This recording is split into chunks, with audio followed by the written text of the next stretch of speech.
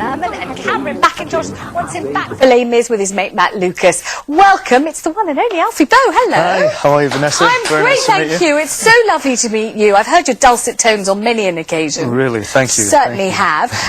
This is a kind of dramatic story, the sort you could actually imagine in a film.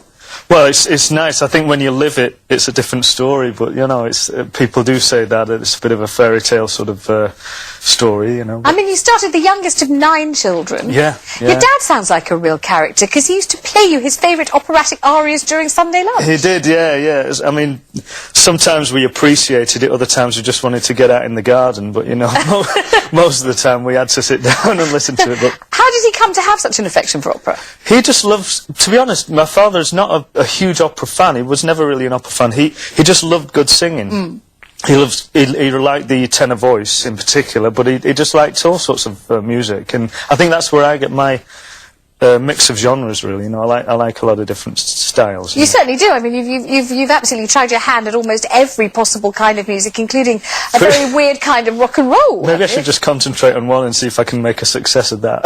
You don't seem to be doing badly. That's all right. So talk us through it. You're the youngest of 9 kids. You hear all this lovely music. Do you dare to sing along, or do you think your older brothers and sisters are going to give you a good slap in the head if you dare to sing? No, well, actually, I did used to sing along, and it used to clear the house, but no. No, I used to sing along to a lot of my father's records, and he was always singing around the house. So that's something else I inherited from my father. But did you ever think, this is what I want to do? I want to tread the board? No, I mean, you don't really, as a kid in Lancashire, you don't really grow up thinking I'm going to be a performer, I'm going to be a singer.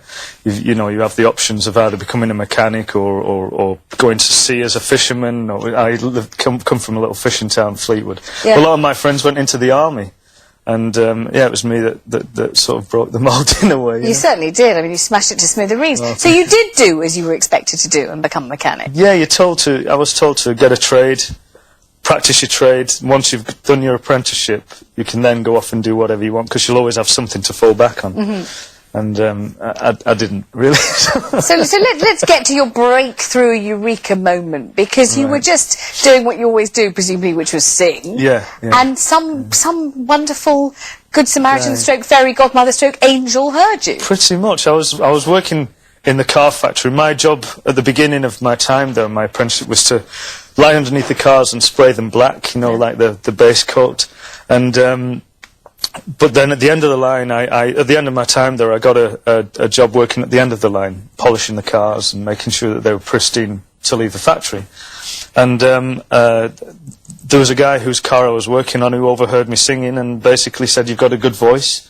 Well, what were you singing that day? Do you remember? Oh my word, I get asked this all the time. I can't remember. It's something from, I think it was either West Side Story song, or I'd like to say it was some rock and roll, but it wasn't. It was probably some West Side Story music, because I was doing a production of West Side Story at the time. So it's an amateur dramatic production. Dramatics, yeah. I was in a lot of Amdram, you know, that's where I started. And so this person heard you and did what? He just said, there's a company in London that are auditioning for guys to join their chorus, to do their next UK tour.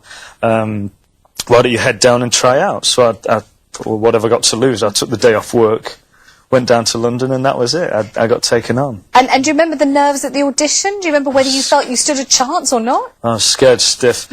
I walked into this theatre, and there was a lot of other singers there that had obviously done the audition process before, and they were all in their suits and the ties and the pristine look. And I turned up jeans and a check shirt. I looked like a lumberjack, you know. I didn't do the lumberjack song. What was your audition piece, though? What did you sing? I sang a song which my father used to play at the dinner table, which was called "You Are My Heart's Delight." Oh, I know that one.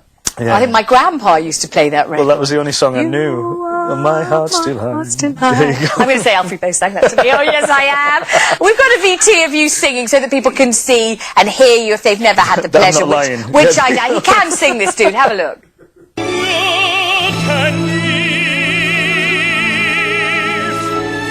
Let him be, let him live. If I die,